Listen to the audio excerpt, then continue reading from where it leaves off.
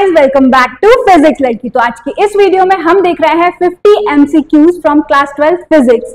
चलो स्टार्ट करते हैं फटाफट से। सबसे फर्स्ट क्वेश्चन जो यहाँ पर दिया हुआ है ना, वो क्या है? When a charge Q is placed in an electric field of intensity E। एक इलेक्ट्रिक फील्ड इंटेंसिटी है, इलेक्ट्रिक फील्ड है जिसकी इंटेंसिटी, जिसका मैग्नीट्यूड कितना दिया हुआ है E, और उसमें हमने क्या किया है, देखो the force acting on it will be. देखो उसमें हमने एक चार्ज पार्टिकल प्लेस किया। अब हमें बताना क्या है कि वो चार्ज पार्टिकल कितना फोर्स एक्सपीरियंस कर रहा होगा।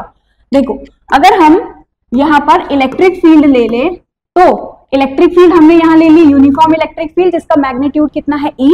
अगर हम एक चार्ज पार्टिकल को यहाँ प्लेस करते हैं तो वो चार्ज पार्टिकल क्या एक्सपीरियंस करता है? एक फोर्स। आपने पढ़ा होगा positive charge moves in the direction of electric field and negative charge moves in opposite to the direction of electric field. तो यहाँ पर ये जो फोर्स एक्सपीरियंस करेगा उसका फॉर्मूला हमें बताना है। तो बहुत ही सिंपल है, हमने पढ़ा है इलेक्ट्रिक फील्ड इंटेंसिटी का फॉर्मूला क्या होता है? It is force per unit charge. यहां से फोर्स निकालेंगे, चार्ज डिवाइड में है, इधर आएगा तो मल्टीप्लाई में हो जाएगा, यानी फोर्स इज इक्वल्स टू क्या आ जाएगा? Q इंटू में E।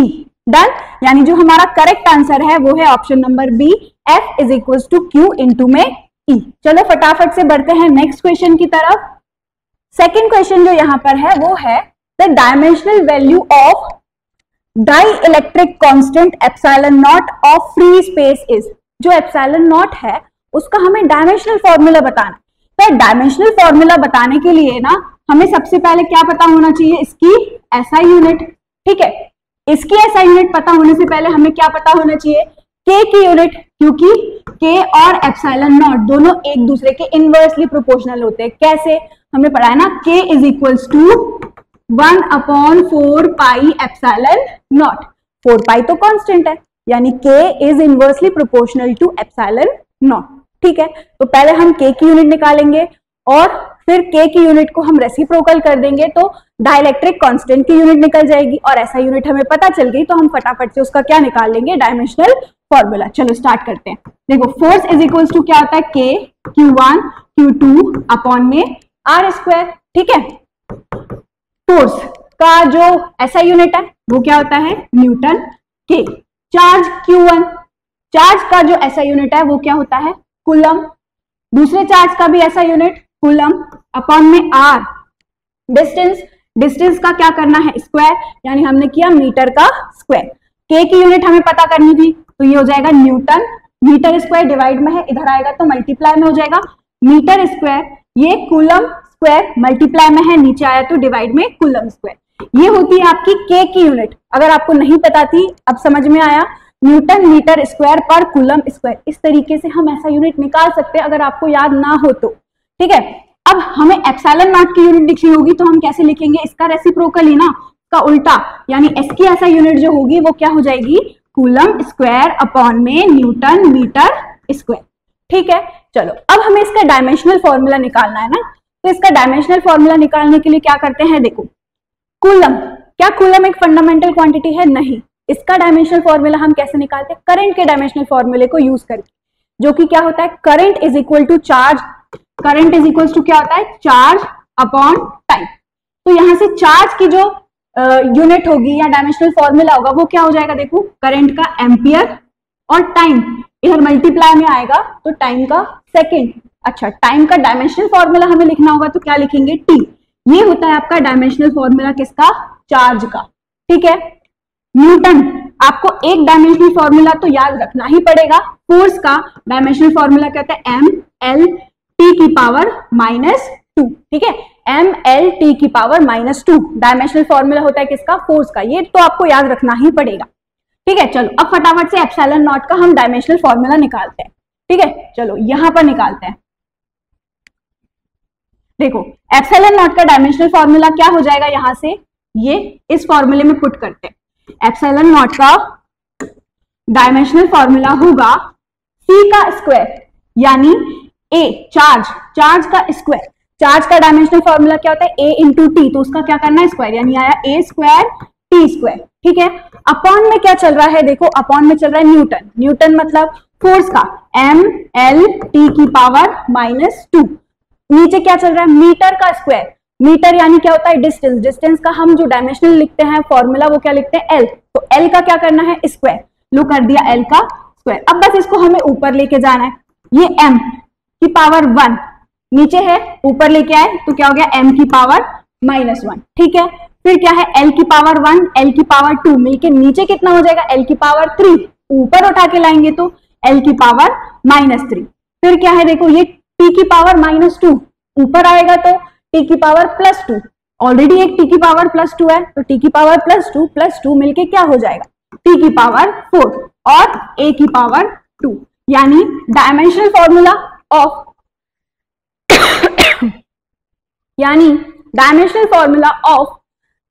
डाइलेक्ट्रिक कांस्टेंट, या जिसको हम बोलते हैं परमिटिविटी ऑफ फ्री स्पेस, ठीक है, उसका डायमेंशनल फॉर्मूला क्या निकल के आया, m की पावर -1, l की पावर -3, t की पावर 4 एंड a की पावर 2, यानी करेक्ट ऑप्शन जो है वो हमारा क्या है, ऑप्शन नंबर डी, ठीक है। चलो आगे बढ़ते हैं। इसके बाद थर्ड क्वेश्चन जो है हमारा वो क्या कह रहा है, देखो, the value of the total electric flux coming out of a unit positive charge in air. हवा में क्या रखा हुआ है, देखो एक यूनिट पॉजिटिव चार्ज, ठीक है, यूनिट पॉजिटिव चार्ज रखा हुआ है। The value of total electric flux coming out of a unit positive charge in air. देखो अगर हमने रखा है एक बॉडी, एक हमने क्लोज्ड स्फीयर लिया है, इसके अंदर हमने रखा है किसको, एक यूनिट पॉजिटिव चार्ज को, ठीक है। अब हमें बताना है कि जो टोटल फ्लक्स होगा इसकी वजह से वो कितना होगा, तो हमने पढ़ा है according to Gauss law flux phi is equals to क्या होता है, Q अपॉन में एप्सिलॉन नॉट, ठीक है। अब ये बोल रहे हैं हमारा चार्ज कैसा है, यूनिट पॉजिटिव, यूनिट मतलब कितना होता है 1, तो चार्ज की वैल्यू कितनी हो गई 1, अपॉन में कितना चल रहा है एप्सिलॉन नॉट, यानी जो हमारा फ्लक्स होगा इसके थ्रू वो कितना होगा 1 अपॉन एप्सिलॉन नॉट, यानी ऑप्शन नंबर बी जो है वो करेक्ट है, ठीक है। चलो आगे बढ़ते हैं। नेक्स्ट क्वेश्चन जो है हमारा बहुत ही सिंपल, क्या बोल रहे हैं, लेंज लॉ जो है वो किस पर बेस्ड है, ये तो बहुत ही सिंपल है, कंजर्वेशन ऑफ एनर्जी पर बेस्ड है, यानी हमारा जो ऑप्शन होगा वो ऑप्शन नंबर डी होगा, on the law of energy conservation, ये आपको याद रखना है, ठीक है। ये लेंज लॉ बताता क्या है, डायरेक्शन ऑपोजिट होता है इंड्यूस्ड ईएमएफ का, ठीक है। नेक्स्ट क्वेश्चन जो है वो है, if a third charge Q is placed exactly between the two charges, चलो इसको समझते हैं। दो चार्जेस के बीच में एक थर्ड चार्ज रखा हुआ है, एक चार्ज यहां, एक चार्ज यहां, ठीक है। इन दोनों चार्ज के बिल्कुल एग्जैक्टली बीच में हमने रखा एक तीसरा charge Q, then the third charge will be, तो हमें बताना है जो थर्ड चार्ज होगा उसके ऊपर कैसा फोर्स लगेगा, ठीक है। वो बोल रहे हैं कि क्या वो न्यूट्रल होगा, क्या वो स्टेबल इक्विलिब्रियम में होगा, या वो टेम्पररी इक्विलिब्रियम में होगा, या अनडिसाइडेड, मतलब उसके बारे में कुछ भी बताना पॉसिबल नहीं है। तो यार ये बहुत ही सिंपल है, ये आपका जो टॉपिक है कौन सा, force between multiple charges, superposition principle due two forces, वहां से ये कॉन्सेप्ट उठाया गया है। तो देखो ये अगर पॉजिटिव चार्ज है, ये भी पॉजिटिव चार्ज है और ये भी पॉजिटिव चार्ज, तो positive positive repel, positive positive repel, जितने डिस्टेंस पर ये है उतने ही डिस्टेंस पर ये है, यानी ये दोनों एक दूसरे पर जो फोर्स लगा रहे होंगे वो कैसा होगा, इक्वल एंड ऑपोजिट, यानी इस पे लगने वाला जो नेट फोर्स होगा ना वो 0, और बॉडी पर लगने वाला नेट फोर्स जब 0 होता है तब हम बोलते हैं वो स्टेबल इक्विलिब्रियम में है, यानी हमारा जो ऑप्शन होगा वो ऑप्शन बी यहां पर बिल्कुल करेक्ट होगा, ठीक है। चलो आगे बढ़ते हैं। नेक्स्ट क्वेश्चन जो है हमारा वो है the two statement regarding Gauss law, इनमें से हमें बताना है कि गॉस लॉ के रिगार्डिंग कौन सा स्टेटमेंट जो गिवन है वो करेक्ट है। It is drive from Coulomb's law, this is applicable for gravitational field, ये तो है ही नहीं बिल्कुल भी, it is not in a gravitational field, ठीक है, नन ऑफ अबाउ, ये ऊपर वाला एकदम बिल्कुल करेक्ट है। क्या है, it is derived from Coulomb's law, हम कूलम्स लॉ को यूज करके गॉस लॉ भी डिराइव कर सकते हैं, ठीक है। नेक्स्ट यहां पर जो है वो है question number 7, epsilon not has a unit, तो यार अभी हम देख के आए हैं, मैंने अभी आपको निकालना सिखाया कैसे के की जो यूनिट थी वो क्या आ रही थी, newton metre square upon coulomb square, है ना। तो जो हमारी एप्सिलॉन नॉट है यानी परमिटिविटी ऑफ फ्री स्पेस है, जिसको हम जो यूनिट होगी वो इसके बिल्कुल ऑपोजिट हो जाएगी, यानी होगी coulomb square upon newton metre square. कौन सा करेक्ट ऑप्शन है यहाँ पर, option number c, coulomb upon newton metre square. ठीक है, चलो आगे बढ़ते हैं। 8th क्वेश्चन है आपका, अर्थ हैज इलेक्ट्रिक पोटेंशियल। अर्थ का जो इलेक्ट्रिक पोटेंशियल होता है वो कैसा होता है, 0 होता है, पॉजिटिव होता है या नेगेटिव होता है। देखो अर्थ के पास, अर्थ हम बोलते हैं वो स्पेस है, ओशियन है किसका, चार्जेस का, लेकिन उसका पोटेंशियल जो है ना वो 0 होता है। तो ये आपको याद रखना है कि अर्थ का पोटेंशियल कैसा होता है, 0। ठीक है, नेक्स्ट क्वेश्चन पे आते हैं। नेक्स्ट क्वेश्चन है आपका, ऐसा unit of electric current is. बहुत ही सिंपल है ये तो, है ना। ऐसा यूनिट ऑफ इलेक्ट्रिक करंट क्या होता है, एम्पियर, यानी करेक्ट आंसर क्या हो जाएगा हमारा, ऑप्शन नंबर डी। डन। इसके बाद आते हैं नेक्स्ट क्वेश्चन पे, the conductivity of super conducting material. जो सुपर कंडक्टिंग मटेरियल होती है ना उसकी कंडक्टिविटी कैसी होती है, बहुत ही ज्यादा, मैक्सिमम। यहां क्या दिया हुआ है, इनफाइनाइट। इनफाइनाइट मतलब बहुत ज्यादा होती है इसकी वैल्यू। सुपर कंडक्टर्स की कंडक्टिविटी इनफाइनाइट होती है, अनंत तक होती है। ठीक है, नेक्स्ट अब आते हैं 11th क्वेश्चन पे। नेक्स्ट क्वेश्चन है आपका, if a wire is stretched and its length is double. एक वायर है मेरे पास, उसको मैंने स्ट्रेच किया और उसकी लेंथ पहले L थी, अब उसकी लेंथ डबल हो गई है। चलो इसको सॉल्व करते, देखना। एक वायर थी जिसकी लेंथ पहले कितनी थी, L, अब मैंने इसकी लेंथ को क्या कर दिया है, ऐसे डबल कर दिया, मतलब ये भी L ये भी L, टोटल अब इसकी लेंथ कितनी हो गई, 2L। ठीक, आगे क्या बोल रहे हैं, इट्स रेजिस्टेंस विल बी। तो सिंपल, रेजिस्टेंस और लेंथ आ रहा है, मतलब रेजिस्टेंस का फॉर्मूला लग रहा होगा जिसमें लेंथ भी आ रही हो, हम लगा लेंगे R is equal to rho L by A, ये फॉर्मूला लगाया। अब देखो क्या है कि लेंथ पहले मान लिया कितनी थी, L, अब कितनी हो गई लेंथ, 2L। मटेरियल जो है हमारा वो तो फिक्स है, और मटेरियल फिक्स है तो हमारी जो रेजिस्टिविटी होती है ना वो भी फिक्स हो जाती है, यानी रो जो है यहां पर वो कैसा हो गया, कांस्टेंट। ठीक है, अब अगर हम निकालें नया वाला रेजिस्टेंस, यानी हम R डैश की वैल्यू अगर निकालें तो R डैश की जो वैल्यू होगी वो क्या हो जाएगी, देखना, रो तो सेम ही रहेगा, L की जगह पर क्या लिखेंगे, L डैश, और एरिया की जगह पर भी क्या लिखेंगे, A डैश। ठीक है, अब हमें क्या करना है, यहां पर नया वाला रेजिस्टेंस यानी R डैश की वैल्यू निकालनी है। तो जो हमारा A डैश है, हमें पहले एरिया भी तो पता करना होगा। देखो पहले एरिया कितना है, सपोज करो A, तो अब एरिया कैसा हो जाएगा, अब एरिया जो है वो आपका हाफ हो जाएगा। क्यों, क्योंकि लेंथ आपने डबल कर दी। जब अपन लेंथ स्ट्रेच करके, किसी वायर को स्ट्रेच ही कर रहे हैं ना, कहीं और से तो लेके नहीं आए, लंबा करा हमने मटेरियल, हमने वही लेंथ ऑफ वायर को स्ट्रेच किया है जिससे उसका एरिया कम हो जाता है।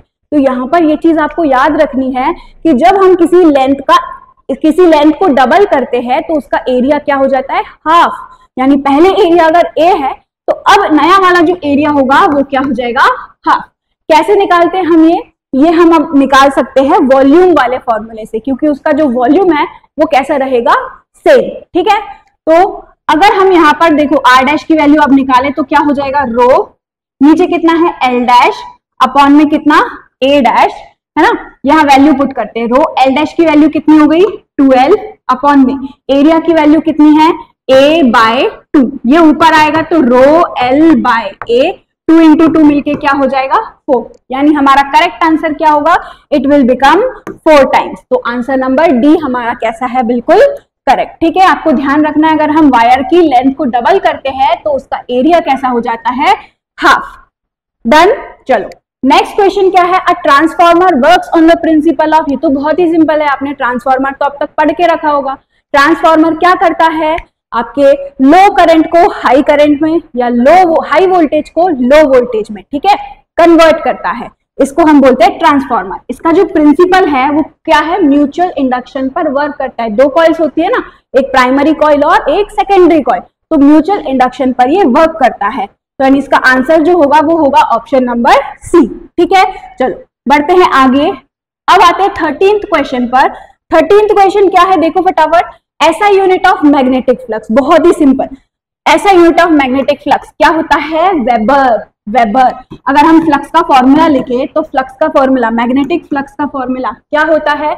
इट इज, जैसे इलेक्ट्रिक फ्लक्स का फॉर्मूला क्या होता है? E vector dot A vector, वैसे ही मैग्नेटिक फ्लक्स का फॉर्मूला क्या हो जाएगा? B vector dot A vector. ठीक है, अब ये जो मैग्नेटिक फील्ड है इसकी यूनिट क्या होती है? टेस्ला। और जो एम, यहां पर जो मैग्नेटिक फील्ड है उसकी यूनिट क्या होती है? टेस्ला। और जो एरिया है उसकी यूनिट क्या होती है? Metre square. तो यही टेस्ला मीटर स्क्वायर को ही हम क्या बोलते हैं? वेबर। यानी फ्लक्स की जो यूनिट होती है वो क्या होती है? वेबर। ऑप्शन नंबर ए यहां पर कैसा है? बिल्कुल करेक्ट। ठीक है, अब आते हैं 14th क्वेश्चन पर। 14th क्वेश्चन क्या है? देखो, the frequency of electricity supplied to homes in India. ये तो बहुत अच्छी तरीके से याद होना चाहिए। तो इंडियन होम्स में इलेक्ट्रिसिटी सप्लाई होती है ना, उसकी फ्रीक्वेंसी जो होती है वो कितनी होती है? It is 50 hertz. ठीक है, याद रखना है आपको, कितनी होती है? 50 हर्ट्ज। ठीक, आगे बढ़ते हैं। नेक्स्ट क्वेश्चन क्या है? Dash has the shortest wavelength. Dash has the shortest wavelength. जो सबसे ज्यादा फ्रीक्वेंसी होती है ना वो हमारी गामा रेस की होती है, जो सबसे लास्ट में होते हैं। फ्रीक्वेंसी जिसकी ज्यादा होती है वो कौन होता है? Gamma rays. और फ्रीक्वेंसी और वेवलेंथ एक दूसरे के कैसे होता है? Inversely proportional. यानी गामा रेस की फ्रीक्वेंसी ज्यादा होती है, इसका मतलब वेवलेंथ गामा रेस का कैसा होगा? सबसे कम। यानी शॉर्टेस्ट जो वेवलेंथ है वो किसका होगा? गामा रेस का, आपका गामा रेस। ठीक है, कौन सा ऑप्शन सही है? Option number C. आगे बढ़ते हैं। नेक्स्ट क्वेश्चन क्या है? Electromagnetic waves are. जो इलेक्ट्रोमैग्नेटिक वेव्स होती है वो किसकी वजह से बनती है? वो बनती है oscillating electric and magnetic field. ठीक है, या accelerating magnetic field and electric field.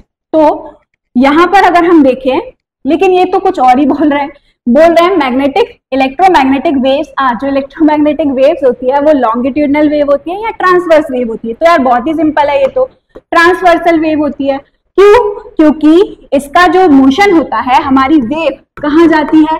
X axis में। ठीक है, मैग्नेटिक फील्ड सपोज कर लो कहां है? वाई एक्सिस में। और इलेक्ट्रिक फील्ड सपोज कर लो कहां पर है? जेड एक्सिस में। ठीक है, तो इसका अगर हम ग्राफ वो डायग्राम बनाएंगे तो कैसा बनेगा? ये कुछ ऐसी हमारी वेव्स बनती है। देखो, ऐसी हमारी वेव्स बनती हैं।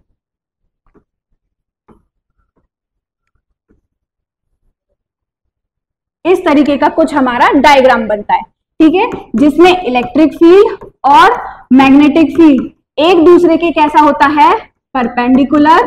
ठीक है, और ये दोनों ही इलेक्ट्रिक फील्ड और मैग्नेटिक फील्ड परपेंडिकुलर होती है किसके? Direction of propagation of wave. मतलब वेव अगर आगे चल रही है, इलेक्ट्रिक फील्ड ऐसे ऑसिलेट करती है, मैग्नेटिक फील्ड ऐसे ऑसिलेट करती है, तो तीनों एक दूसरे के कैसे होता है? Mutually perpendicular.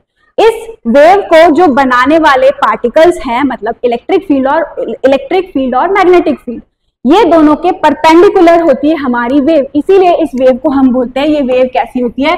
Transversal in nature. ठीक है, यानी हमारा ए ऑप्शन यहां पर कैसा होगा? एकदम करेक्ट। आगे बढ़ते हैं। इसके बाद है 17th क्वेश्चन। इसमें क्या बोल रहे हैं? देखो, the order of wavelength of visible light. ये आया हुआ क्वेश्चन है कि जो वेवलेंथ लाइट होती है विजिबल की हमें बतानी है कितनी होती है। तो यार ये आपको याद रखना है, ये होता है 4000 एंगस्ट्रॉम से लेके 7000 एंगस्ट्रॉम। आपको ये पता होना चाहिए कि जो 1 एंगस्ट्रॉम होता है ना वो किसके बराबर होता है? दैट इज इक्वल टू 10 की पावर -10 मीटर। ठीक है, अगर हम इसको यहाँ पुट करें वैल्यू को तो ये कितना आएगा? देखो, 4 × 10 to the power 3 × 10 to the power -10।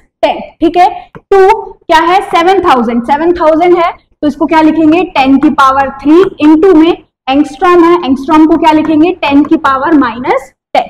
10 की पावर -10 और 3 मिलके कितना हो जाएगा? 4 × 10 की पावर -7। यहां से 7 इंटू 10 की पावर -7 मीटर, यानी जो विजिबल लाइट होती है उसकी रेंज कितनी होती है, 4 इंटू 10 की पावर -7 से लेके 7 इंटू 10 की पावर -7 मीटर। चलो देखते हैं कौन सा ऑप्शन करेक्ट है यहाँ पर। ऑप्शन नंबर, ये तो 10 की पावर 14 दिया हुआ है, ये 9 दिया हुआ है, ठीक है, ये है हमारा करेक्ट ऑप्शन। 4 इंटू 10 की पावर -7 टू 7.8 इंटू 10 की power -7 metre. Answer number C हमारा कैसा होगा, बिल्कुल करेक्ट। चलो बढ़ते हैं आगे। अब आते हैं 18th क्वेश्चन पे। जो ओजोन लेयर होती है वो एब्जॉर्ब करती है किसको, तो यार सन से निकलने वाली रेस को। सन से निकलने वाली जो हार्मफुल वेव्स होती हैं, रेज होती है, वो कौन सी होती है, अल्ट्रा वायलेट लाइट, ठीक है, कौन सी होती है, अल्ट्रा वायलेट लाइट, ये आपको याद रखना है, ठीक है। तो हमारा जो करेक्ट आंसर होगा that will be ultraviolet light, ठीक है। चलो आते हैं 20 वाले क्वेश्चन पर, 19th क्वेश्चन पर। 19th क्वेश्चन क्या कह रहा है, देखो, the quantity of electricity increases in high transfer, मतलब जो हाई वोल्टेज पावर सप्लाई होते हैं ना, उसमें जो इलेक्ट्रिसिटी है उसको हम हाई करके भेजते हैं। इनमें से कौन सी क्वांटिटी को हम हाई करके भेजते हैं, तो यार पोटेंशियल को कैसा रखा जाता है, हाई। जो बड़े बड़े इलेक्ट्रिक सप्लाई होते हैं ना, मतलब जहां से हमारी जो ट्रांसफार्मर की लाइंस होती है ना, जहां से ट्रांसमिट होती है लाइट पावर, तो वहां पर क्या किया जाता है, वोल्टेज को बड़ा करके भेजा जाता है, ठीक है। वोल्टेज की वैल्यू वहां पर ज्यादा होती है ताकि पावर का जो वेस्टेज है वो कैसा हो सके, कम, ठीक है। तो यहाँ पर हमारा करेक्ट आंसर क्या होगा, पोटेंशियल। पोटेंशियल को बढ़ा दिया जाता है ताकि पावर रिड्यूस हो सके, कहां पर, ट्रांसमिशन लाइन में। डन। चलो इसके बाद आते हैं नेक्स्ट क्वेश्चन पर। 20 वाला क्वेश्चन क्या कह रहा है, देखो, moving dash produces a moving charge. Moving charge की वजह से क्या प्रोड्यूस होता है, तो यार दोनों ही प्रोड्यूस होता है आपका, both electric and magnetic field. Electric field और मैग्नेटिक फील्ड दोनों ही प्रोड्यूस होती है, किसकी वजह से, किसकी वजह से, एक मूविंग चार्ज की वजह से, ठीक है। आगे बढ़ते हैं। नेक्स्ट है dielectric constant for metal. Metal के लिए जो डाइलेक्ट्रिक कांस्टेंट होता है ना, वो कितना होता है, इन्फिनिटी। इन्फिनिटी, मेटल का जो डाइलेक्ट्रिक कांस्टेंट होता है उसकी वैल्यू क्या होती है, इन्फिनिटी, ठीक है। इसमें बहुत कंफ्यूजन होती है, जीरो है कि इन्फिनिटी, तो आपको याद रखना है मेटल्स के लिए कैसी होती है, इन्फिनिटी। नेक्स्ट हम आते हैं 22 क्वेश्चन पर। The electric force between two charges kept in vacuum is F। बोल रहे हैं हमारे पास दो चार्जेस हैं, ठीक है, जो दोनों चार्जेस कहाँ रखे हुए हैं, वैक्यूम पे। तब इनके बीच में जो, मान लेते एक चार्ज Q1 दूसरा चार्ज Q2, इन दोनों के बीच में कोई डिस्टेंस होगा R। इन पर जो फोर्स लग रही है वो कितनी है, अगर F।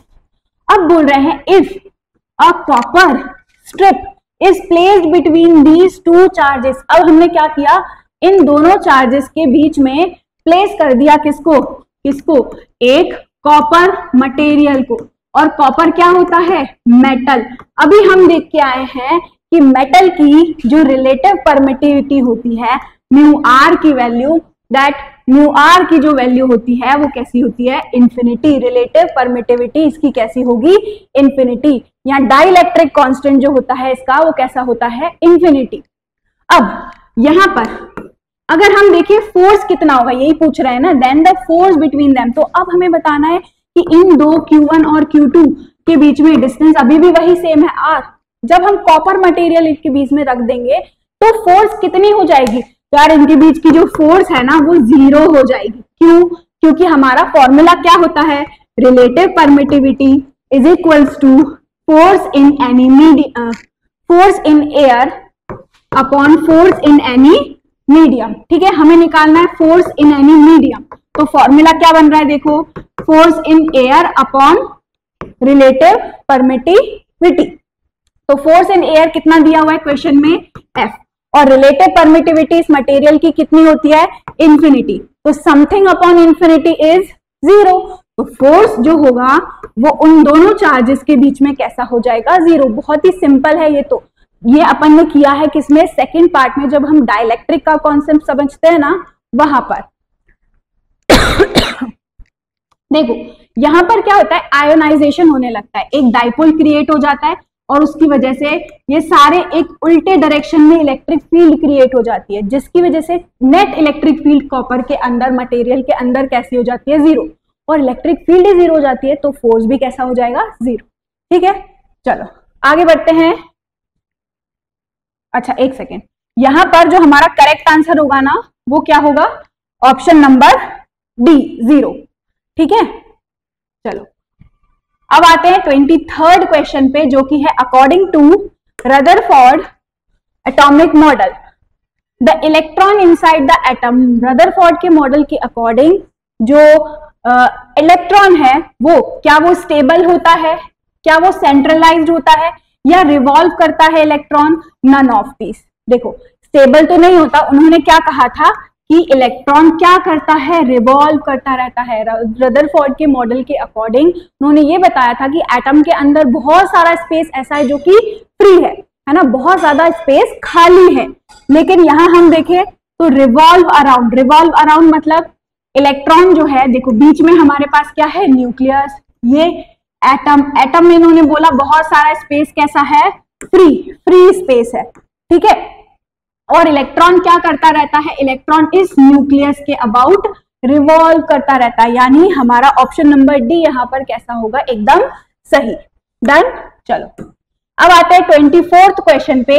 एन एटम इज, एक एटम क्या होता है, पॉजिटिवली चार्ज, नहीं, नेगेटिवली चार्ज, नहीं, अनचार्ज या अनसर्टेन। देखो अनसर्टेन तो होता नहीं है, या तो पॉजिटिव चार्ज होगा या नेगेटिव चार्ज होगा, और यहाँ ऊपर क्वेश्चन में कुछ दिया नहीं है कि वो पॉजिटिव है कि नेगेटिव है, मतलब न्यूट्रल है, न्यूट्रल है मतलब अनचार्ज है, अनचार्ज की जगह पर ये न्यूट्रल भी लिखा हो सकता था। डन, 24th का आंसर क्या होगा, अनचार्ज, सी ऑप्शन। अब आते हैं 25th क्वेश्चन पर। 25th क्वेश्चन क्या है, देखो जरा, according to Bohr's theory the moment of linear momentum of electron rotating in the second orbit of the hydrogen atom will be. Hydrogen atom में इलेक्ट्रॉन अगर घूम रहा है तो उसके सेकेंड ऑर्बिट में, कौन से ऑर्बिट में, सेकेंड ऑर्बिट में, मतलब n की वैल्यू कितनी हो गई, 2। उसका हमें बताना क्या है, linear momentum, linear angular momentum, है ना, एंगुलर मोमेंटम, यहां पर ये गड़बड़ है, एंगुलर मोमेंटम जो होगा वो, तो एंगुलर मोमेंटम जो होगा वो क्या होता है, L is equal to NH upon 2 pi, ये हमारा फॉर्मूला होता है। बोहर ने बोला था जो एंगुलर मोमेंटम होता है जिसमें इलेक्ट्रॉन रिवॉल्व करता है वो उसके अलग अलग शेल्स होते हैं, K, L, M, N, ठीक है, इनको बोलते हैं स्टेशनरी ऑर्बिट।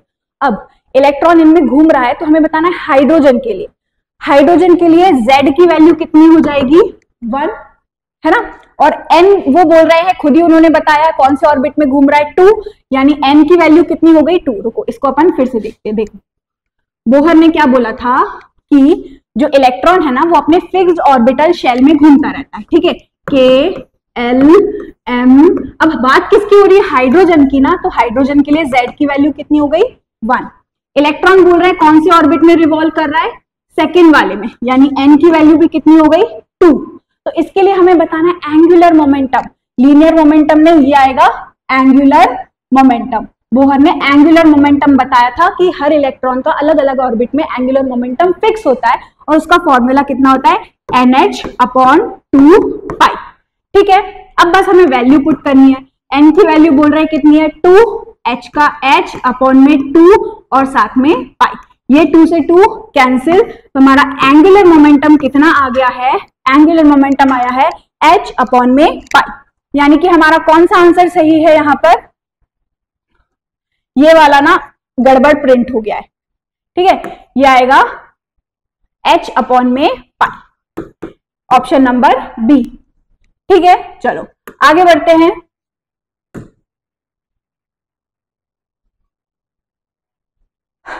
चलो अब देखते हैं 26th क्वेश्चन क्या है, in the emission spectrum of hydrogen atom the spectral lines of Lyman series बताना है। ठीक है, सबसे फर्स्ट सीरीज क्या होती है, लाइमन, फिर आती है आपकी बाल्मर, ठीक है, लाइमन, बाल्मर, पैस्कल, फंड, है ना।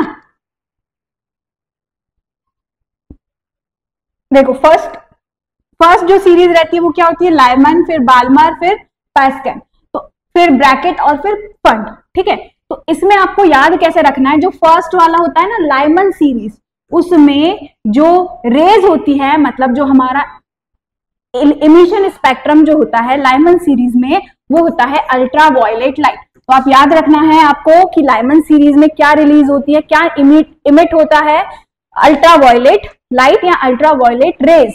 बाल से आपको याद रखना है, बाल मतलब ह्यूमन के बाल होते हैं ना, बाल, और ह्यूमन को क्या होता है विजिबल, विजिबल मतलब हम देख सकते हैं, ये ट्रिक है याद रखने की। तो बाल्मर में आपको याद रखना है क्या होता है, इट इज विजिबल इमिशन, ठीक है। और फिर इसके आगे के जो होते हैं ना वो इंफ्रारेड और उसके बाद फार इंफ्रारेड, ठीक है, याद रखने की ट्रिक थी। तो सबसे पहले स्टार्टिंग कहां से होती है, यूवी, फिर वी, फिर इंफ्रारेड, फिर फार इंफ्रारेड, फिर फार इंफ्रारेड। डन, चलो आगे बढ़ते हैं, नेक्स्ट क्वेश्चन पे आते हैं अपन। 27th क्वेश्चन देखते हैं। 27th क्वेश्चन क्या कह रहा है, देखो, the method of converting mechanical energy into electrical energy. ये तो बहुत ही सिंपल है, मैकेनिकल एनर्जी कन्वर्ट हो रही है किसमें, इलेक्ट्रिकल एनर्जी में। मशीन से हमें क्या मिल रहा है, इलेक्ट्रिसिटी, इलेक्ट्रिसिटी जनरेट हो रही है, मतलब वो क्या है, एसी जनरेटर। एसी जनरेटर क्या काम करता है, इलेक्ट्रिकल एनर्जी को कन्वर्ट, सॉरी मैकेनिकल एनर्जी को कन्वर्ट करता है किसमें, इलेक्ट्रिकल एनर्जी में, ठीक है। मैकेनिकल एनर्जी को कन्वर्ट करता है किसमें, इलेक्ट्रिकल एनर्जी में, ये आपको याद रखना है, ठीक, क्योंकि ये सिंपल पूछ भी सकते हैं डेफिनेशन वगैरह में। नेक्स्ट है आपका जो फोटो इलेक्ट्रिक इफेक्ट है, वो किसने डिस्कवर किया था, फोटो इलेक्ट्रिक इफेक्ट, ये तो आपको याद रखना है। हेनरी हर्ट्ज जो थे उन्होंने फोटो इलेक्ट्रिक इफेक्ट की डिस्कवरी की थी, ठीक। आगे बढ़ते हैं 29th क्वेश्चन। 29th क्वेश्चन क्या कह रहा है, energy in the interference of light. जो एनर्जी होती है ना इंटरफेरेंस में, वो क्या होती है, क्या डिस्ट्रॉय होती है, नहीं, हमने तो पढ़ा एनर्जी कभी भी क्रिएट भी नहीं कर सकते, डिस्ट्रॉय भी नहीं कर सकते। नेक्स्ट क्या है, प्रिजर्व्ड, इज जनरेटेड, जनरेट भी नहीं होती, नन ऑफ दीज, यानी ऑप्शन नंबर बी यहां पर सही होगा। एनर्जी जो होती है वो प्रिजर्व्ड होती है, ठीक है। नेक्स्ट जो है देखो 30, for which colour the focal length of the lens is minimum. Focal length जो है वो कौन से कलर के लेंस के लिए मिनिमम होती है, देखो फोकल लेंथ और इन कलर्स के बीच का क्या रिलेशन है, हमने पढ़ा है जो फोकल लेंथ का फॉर्मूला होता है ना, वो क्या होता है, focal length f 1/f is equals to mu minus 1/r1 minus 1/r2, यही है, जिसमें ये क्या बताता है n21, यानी refractive index of second medium with respect to first medium. अब यहां हम क्लियरली देख सकते हैं फोकल लेंथ और रिफ्रैक्टिव इंडेक्स दोनों ही कैसे हैं, इनवर्सली प्रोपोर्शनल, है ना, इनवर्सली प्रोपोर्शनल। और ये बोल रहे हैं for which colour the focal length of the lens is minimum. Focal length कैसी है, सबसे कम।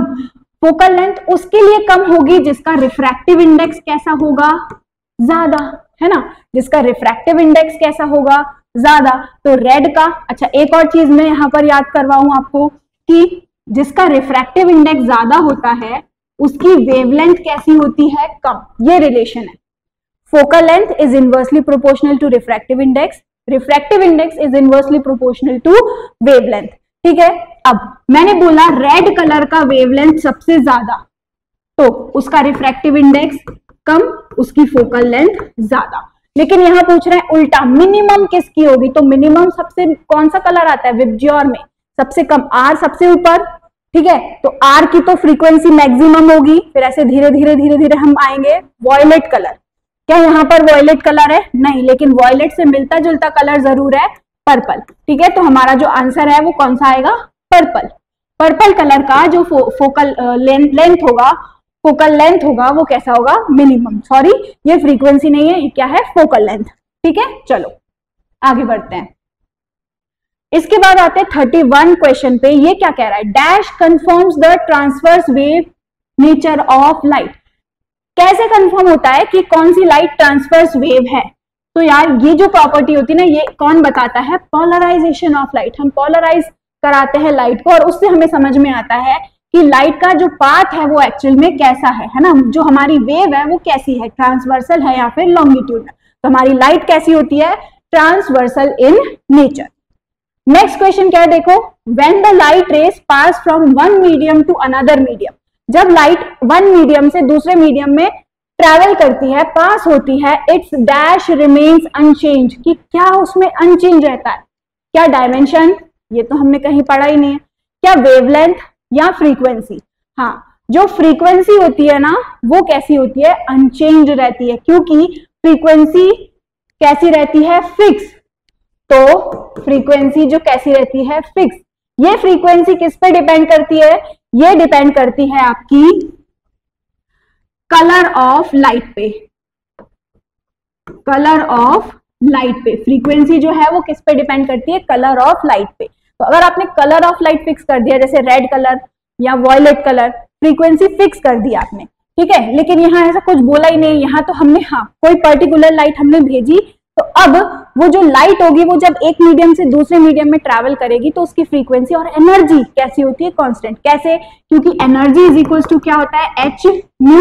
ये फ्रीक्वेंसी एनर्जी जो है वो किस पे डिपेंड करती है, फ्रीक्वेंसी पे। मैंने लिखा है कि जो एनर्जी है वो किस पे डिपेंड करती है, फ्रीक्वेंसी पे, ठीक है। हमने बोला फ्रीक्वेंसी सेम है तो यार एनर्जी भी कैसी हो जाएगी, सेम। यही अगर ऑप्शन आता एनर्जी का तो एनर्जी भी हमारा कैसा हो जाता, बिल्कुल करेक्ट, कि एनर्जी चेंज नहीं होती जब भी लाइट वन मीडियम से दूसरे मीडियम में ट्रैवल करती है। ठीक, आगे बढ़ते हैं। नेक्स्ट क्वेश्चन क्या है, polarization of light. Polarization of light क्या प्रूव करता है यार, अभी समझ के आ रहा है, transverse wave form of light, ठीक है, इसमें तो कोई डाउट ही नहीं है। आगे बढ़ते हैं, रिपीट हो गया ये। The reason why a thin film appears coloured in white light. देखो व्हाइट लाइट जो है उसमें इंटरफेरेंस से जब हम उसको करते हैं थिन फिल्म को, ये एक्सपेरिमेंट है, तो वो जो है ना कन्वर्ट, जो व्हाइट लाइट है ना वो कलरफुल थिन फिल्म में हमको दिखता है। ये जो फेनोमेना है, ये जो एग्जाम्पल है, ये किसका है, इंटरफेरेंस का एग्जाम्पल, ठीक है। तो जो हमारा व्हाइट कलर अलग अलग कलर्स में शिफ्ट हो जाता है, that is due to interference of light, ठीक है। Next, the wave vector is express. ये आपका सैंपल पेपर में भी आया हुआ क्वेश्चन है। जो वेव वेक्टर है वो हमारा k होता है, that is 2 pi by lambda, ठीक है। आगे बढ़ते हैं। Dash discovered the magnetic effect of electric current. Magnetic effect of electric current किसने डिस्कवर किया था यार, ये तो बहुत ही सिंपल है, ऑरेस्टेड ने डिस्कवर किया था, यानी ऑप्शन नंबर डी यहां पर कैसा होगा, सही, ठीक है। आगे बढ़ते हैं। नेक्स्ट क्वेश्चन क्या है, देखो, electric current is measured in a circuit. Electric current is measured in a circuit with a volt meter from a galvanometer from ammeter. ये तो बहुत सिंपल है। इलेक्ट्रिक करंट को कौन मेजर करता है, एक अमीटर, ठीक है। और इलेक्ट्रिक वोल्टेज को कौन मेजर करता है, जो पोटेंशियल डिफरेंस है उसको कौन मेजर करता है, आपका वोल्ट मीटर। यहां पूछा इलेक्ट्रिक करंट का, तो देखो अब डाउट क्या आना चाहिए, क्योंकि गैल्वेनोमीटर भी करता है मेजर करंट को और एमीटर भी करता है मेजर करंट को, लेकिन गैल्वेनोमीटर ना बहुत माइन्यूट करंट करता है, बहुत मिनिमम करंट मेजर करता है, ठीक है, 10 की पावर माइनस में, मिली में, बहुत ही कम। लेकिन हमारा जो अमीटर है वो एम्पियर में करता है, ठीक है, ये मिली एम्पियर में करता है, लेकिन ये वाला जो है अमीटर ये हमारा एम्पियर में करता है, मतलब इसकी पॉजिटिव वैल्यू होती है। क्योंकि गैल्वेनोमीटर का काम होता है करंट को मेजर करने का, लेकिन उसकी वैल्यू कैसी होती है, बहुत ही स्मॉल, ठीक है। इसीलिए हम गैल्वेनोमीटर को सिर्फ direction to detect current, detect the direction of current के लिए हम यूज करते हैं। किसको, गैल्वेनोमीटर को। Galvanometer is used to detect the direction of current, लेकिन ammeter is used to measure the value of current और amount of current flowing in a circuit. Next जो है हमारा क्वेश्चन वो क्या है, SI unit of magnetic field intensity is. Magnetic field intensity की हमें ऐसा यूनिट बतानी है तो न्यूटन मीटर तो बिल्कुल नहीं होती, गॉस और ऑरेस्टेड न्यूटन पर एम्पियर मीटर और वेबर मीटर स्क्वायर। देखो यहां पर कंफ्यूजन हो सकती है क्योंकि इन्होंने बोला ऐसा यूनिट बतानी है सिर्फ, यहां पर ये भी यूनिट होती है मैग्नेटिक फील्ड की, ये भी यूनिट है मैग्नेटिक फील्ड की, ये भी यूनिट है मैग्नेटिक फील्ड की, लेकिन यहां पर इन्होंने पूछा है एसआई यूनिट अकेली। तो आपको ये भी पता होना चाहिए कि ऐसा यूनिट कौन सी होती है। ऐसा यूनिट आपकी होती है न्यूटन पर एम्पियर मीटर, जिसको हम बोलते हैं टेस्ला, ठीक है। कहां से आता है ये फॉर्मूला, ये फॉर्मूला आपका निकल के आता है फोर्स इज इक्वल्स टू, ये वाला फॉर्मूला पढ़ा है ना, force is equal to I B, एक मिनट,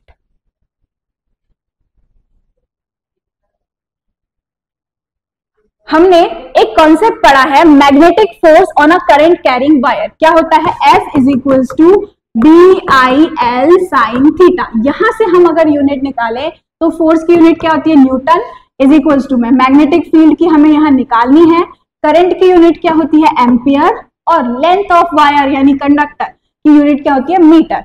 इन दोनों को नीचे उठा के लाएंगे तो न्यूटन पर एम्पियर मीटर ही यूनिट होती है किसकी? मैग्नेटिक फील्ड की, और इसी को ही हम बोलते हैं टेस्ला, जिसको हम T से डिनोट करते हैं। ठीक है, यानी करेक्ट आंसर क्या हो जाएगा हमारा? Option number C. ठीक, चलो आगे बढ़ते हैं। इसके बाद नेक्स्ट क्वेश्चन क्या है? The dimensional formula of the magnetic field is. तो अभी हमने देखा कि ऐसा यूनिट ऑफ मैग्नेटिक फील्ड क्या होती है? न्यूटन, न्यूटन, न्यूटन पर एम्पियर मीटर, यही होती है। अब हमें इसका डायमेंशनल फॉर्मूला निकालना है, तो ये तो बहुत सिंपल है। मैंने बोला फोर्स का तो याद ही रखो, क्या होता है? M L T की पावर -2। एम्पियर का क्या रहेगा? A, और लेंथ का क्या हो जाएगा? L। L से L कैंसिल आउट, यहां से हमें क्या मिलेगा? देखो, M की पावर 1, L की पावर 0, T की पावर -2, और A ऊपर आएगा तो A की पावर -1। यानी करेक्ट जो आंसर होगा हमारा कौन सा होगा? L की पावर 0, ये M की पावर 1, L की पावर 0, T की पावर -2 एंड A की पावर 1। ऑप्शन नंबर बी जो होगा यहाँ पर बिल्कुल करेक्ट होगा। आगे बढ़ते हैं, क्वेश्चन नंबर 40। ये क्वेश्चन क्या कह रहा है? देखो, the resistance of an ideal ammeter is. एक आइडल अमीटर का जो रेजिस्टेंस होता है ना, वो क्या होता है? 0, उसमें कोई भी रेजिस्टेंस नहीं होता। और आपको एक और चीज पता होना चाहिए कि जो अमीटर होता है वो लो रेजिस्टेंस डिवाइस होता है, और वोल्ट मीटर जो होता है वो हाई रेजिस्टेंस डिवाइस होता है। इसीलिए अमीटर को सीरीज में लगाया जाता है और वोल्ट मीटर को पैरेलल में लगाया जाता है, क्योंकि volt meter high resistance device होता है। ठीक है, आगे बढ़ते हैं। 41 क्वेश्चन क्या कह रहा है? देखो, what will be the resistance of the shunt if 10% of current is to flow through the moving coil galvanometer while the resistance of the tachometer is 99। देखो, इस क्वेश्चन में ये जो टैचोमीटर है ना, ये किसको बोल रहे हैं? गैल्वेनोमीटर को ही। ठीक है, यहां पर जो हमें वैल्यू बतानी है ना शंट की, वो बतानी है कि वैल्यू ऑफ शंट क्या होगा। तो इसका एक फॉर्मूला होता है, वो आपको याद रखना है। जो फॉर्मूला है, देखो, ये बोल रहा है 10% of current is to flow through the moving coil galvanometer while the resistance of galvanometer. Galvanometer का जो रेजिस्टेंस है वो कितना दिया हुआ है? 99 ओम। ठीक है, मान लेते हैं इनिशियल जो इसमें करंट फ्लो हो रहा है वो कितना है? I। और अभी ये बोल रहे हैं कि 10% of the current is to flow, मतलब इस करंट का कितना परसेंट है? 10%। यानी अगर हम I डैश की वैल्यू निकाले तो that I dash will be equal to I 10% of I, मतलब हम लिखेंगे 10% ऑफ I, यानी कि I डैश जो होगा वो कितना हो जाएगा? 10/100। 10/100 ऑफ का मतलब क्या होता है? इनटू I, यानी 0.1 I। जो हमारा करंट होगा वो इसके अंदर कितना होगा? 0.1 I। अब हम क्या करते हैं? इसका फॉर्मूला सिंपल लगा लेते हैं। यहाँ तो वैल्यूज दी हुई है, अब हम इसका फॉर्मूला लगाते हैं। देखो, फॉर्मूला क्या होता है? Shunt is equals to IG into में G upon I minus IG। ठीक है, ये फॉर्मूला रहता है, लगाते हैं। देखो, IG मतलब गैल्वेनोमीटर में जो करंट फ्लो हो रहा है, ये बोल रहे हैं 10% of the current is to flow, यानी ये जो हमारा करंट I डैश है ना, यही हमारा गैल्वेनोमीटर के अंदर करंट फ्लो हो रहा है। यानी IG की वैल्यू क्या हो जाएगी? ये I डैश जो कि कितनी है? 0.1 I इंटू में G कितना दिया हुआ है? 99 ओम, तो रख दिया 99 ओम, अपॉन में I को I रखा, माइनस में IG की वैल्यू फिर से रख दी कितनी? 0.1 I। इसको आगे सॉल्व करते हैं। देखो, S इज इक्वल्स टू कितना आ रहा है?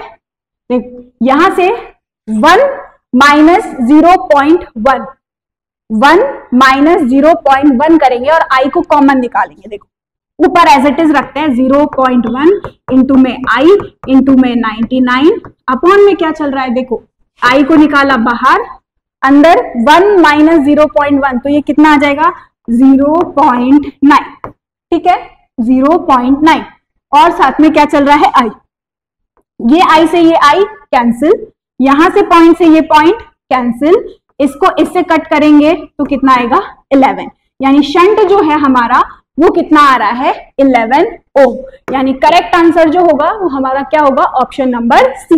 इस क्वेश्चन को, ये क्वेश्चन वैसे बहुत सिंपल है, लेकिन इस क्वेश्चन को सॉल्व करने के लिए ना आपको ये फॉर्मूले भी याद होना चाहिए।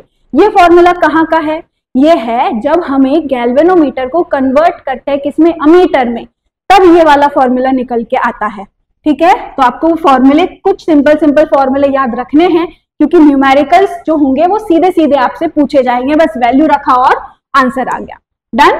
चलो इसके बाद वाला जो क्वेश्चन है वो क्या है, देखो if current is flowing in the same direction in two parallel conductors located in the vacuum then the nature of the force acting between them will B.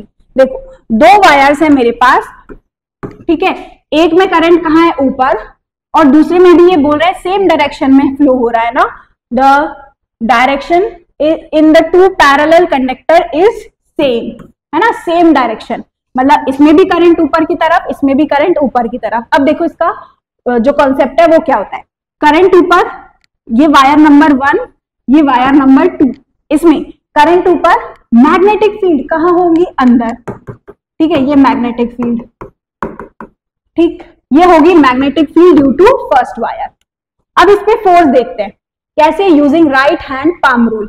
Magnetic field अंदर, करंट का direction ऊपर, palm किस side open हो रहा है, इस side, यानी इस पर लगने वाला जो फोर्स है वो इस तरफ होगा, force on second wire due to first wire आया। अब ये करंट कहाँ है इसमें ऊपर, इसके अक्रॉस मैग्नेटिक फील्ड देखेंगे तो वो कैसी आ रही, देखो इस तरफ मेरी फिंगर्स कहाँ आ रही है, बोर्ड के बाहर, यानी ये होगा जो मैग्नेटिक फील्ड का डायरेक्शन होगा वो इस वाली वायर पर कैसा होगा, बाहर की तरफ, और मैग्नेटिक फील्ड यहाँ पर जो होगी वो किसकी वजह से होगी, सेकंड वाली वायर की वजह से, इसलिए हम लिखेंगे मैग्नेटिक फील्ड B2। अब फिर से using right hand palm rule, magnetic field बाहर की तरफ, करंट का डायरेक्शन अभी भी ऊपर, हथेली कहाँ खुल रही है, अंदर की तरफ, यानी ये होगा force on first wire due to second wire. आ गया, देखो दोनों जो हैं वो कैसे आ रहे हैं, एक तरफ, एक दूसरे की तरफ अट्रैक्ट हो रहा है, यानी दो पैरेलल वायर में अगर करंट का डायरेक्शन सेम है तो ये दोनों एक दूसरे को क्या करती है, अट्रैक्ट। अगर दोनों वायर में डायरेक्शन ऑपोजिट है तो ये एक दूसरे को क्या करती है, रिपेल। ये आपको याद रखना है, ठीक है। चलो आगे बढ़ते हैं, तो इसमें अट्रैक्टिव बी जो ऑप्शन होगा ना वो करेक्ट होगा, डन। आगे बढ़ते हैं, इसके बाद है शंट इज ऑलवेज कनेक्टेड। तो ये पता होना चाहिए शंट को हमेशा, शंट बोलते ही किसको है, जो पैरेलल में कनेक्ट रेजिस्टर कनेक्ट किया जाता है ना उसको बोलते हैं। तो ऐसा रेजिस्टर जिसको हम कनेक्ट करते हैं पैरेलल में उसको हम शंट बोलते हैं। तो shunt is always connected in parallel with the circuit, ठीक है। आगे बढ़ते हैं, इसके बाद जो आपका क्वेश्चन है वो है the magnetic field inside a current carrying solenoid. एक सोलेनॉइड के अंदर, एक सोलेनॉइड के इनसाइड में जो मैग्नेटिक फील्ड होती है ना अंदर में, वो कैसी होती है, देखो बाहर तो ऐसी होती है लेकिन अंदर इसके कैसी होती है, पैरेलल। अंदर कैसी होती है, पैरेलल, यानी हमारा सेम अनइक्वल जीरो, यहां पर क्या होगा, सेम। अंदर मैग्नेटिक फील्ड कैसी होती है, सेम, ठीक है। बाहर इसकी वैल्यू वेरी कर सकती है लेकिन अंदर इसकी वैल्यू कैसी होती है, सेम। नेक्स्ट क्वेश्चन है हमारा, the focal length of a concave mirror. एक कॉन्केव मिरर कैसा रखते हैं हम, एक कॉन्केव मिरर को ऐसे ही तो रखते हैं, तो ये किस साइड आ रहा है, towards the negative x axis, और ये नेगेटिव एक्स एक्सिस की तरफ आ रहा है, मतलब एक कॉन्केव की जो फोकल लेंथ होती है ना वो कैसी होती है, नेगेटिव, ठीक है। इधर ही अगर मैं कॉन्वेक्स लेंस, फोकस जो होगा वो इस तरफ कहीं होगा, है ना, पॉजिटिव एक्स एक्सिस की तरफ, तो इसलिए कॉन्वेक्स के लिए जो फोकल लेंथ होता है, कॉन्वेक्स मिरर के लिए जो फोकल लेंथ होता है वो पॉजिटिव होता है, लेकिन कॉन्केव के लिए कैसा होता है, नेगेटिव। ठीक है, तो हमारा जो आंसर होगा वो ऑप्शन नंबर ए जो होगा वो करेक्ट होगा। ठीक है, option number A negative, focal length of concave mirror is negative. Done. Next question पे आते हैं। Light emerges from light source in the following form. Light में से, लाइट सोर्स में से जो लाइट है ना वो कैसे निकलती है? इलेक्ट्रॉन्स निकलते हैं क्या लाइट के? नहीं। एटम्स निकलते हैं क्या लाइट के? नहीं। न्यूट्रॉन निकलते हैं क्या? नहीं। लाइट के क्या निकलते हैं? फोटोन्स। लाइट के जो पार्टिकल्स होते हैं ना उसको हम क्या बोलते हैं? फोटोन्स। तो लाइट सोर्स अगर रखा हुआ है तो उसमें से क्या निकलते हैं? फोटोन्स। ये आपको याद रखना है। ठीक है,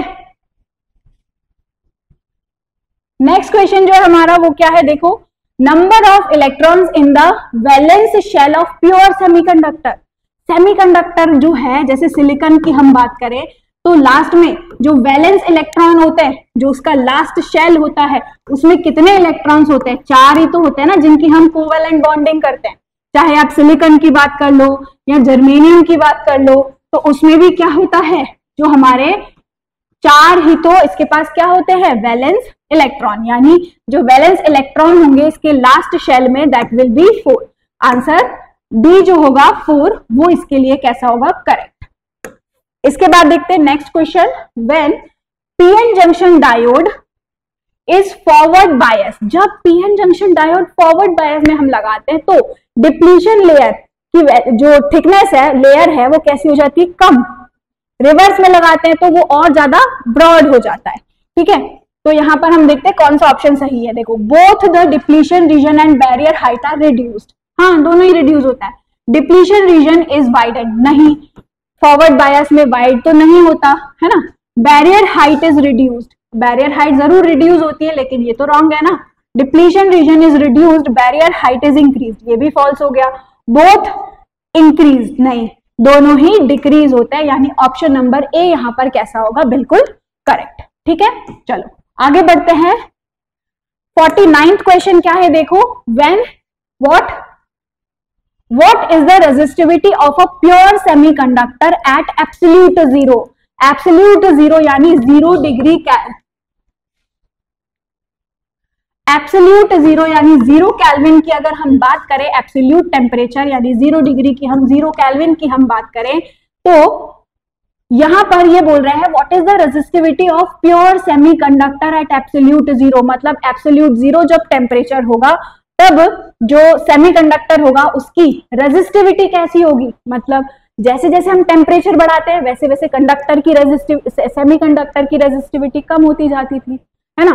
एब्सोल्यूट 0 पर उसकी कैसी हो जाएगी? रेजिस्टिविटी इनफाइनाइट हो जाएगी। टेम्परेचर बढ़ाएंगे तो रेजिस्टिविटी कम होती है। यहाँ टेम्परेचर गिरा दिया, 0 केल्विन पर पहुंच गए हैं, -273 डिग्री सेल्सियस पर पहुंच गए हैं, तो क्या होगा? टेम्परेचर कम कर दिया तो रेजिस्टिविटी कैसी हो जाएगी? इन्फिनिटी। यानी ऑप्शन नंबर बी जो होगा वो यहां पर कैसा होगा? बिल्कुल करेक्ट। ठीक है, चलो अब आते हैं हमारे आज के लास्ट क्वेश्चन पर, जो कि है AC power is transmitted from a power house at high voltages. जो मैं आपको अभी बता रही थी कि इलेक्ट्रिसिटी जो ट्रांसमिट होती है वो पावर हाई करके भेजी जाती है ना। AC power is transmitted from a power house at a high voltage. ठीक है, as the rate of transmission is faster, नहीं, it is more economical due to less power. यहां पर पावर लॉस कैसा होता है? कम। ठीक है, power can not be transmitted, ये तो होता ही नहीं है। अ प्रिकॉशन अगेंस्ट थेफ्ट, चोरी की वजह से बिल्कुल नहीं। हमारा जो करेक्ट आंसर होगा वो क्या होगा? Option number B. Option number B क्या कह रहा है? देखो, it is more economical, economical है, लेस पावर लॉस हो रहा है, यानी करेक्ट आंसर क्या होगा? Option number B. ठीक है, चलो यहीं पर खत्म करते हैं हम आज की इस वीडियो को। Thank you so much for watching this video. इसके बाद हम देखेंगे 50 फिलिंग द ब्लैंक्स। ठीक है, बाय बाय।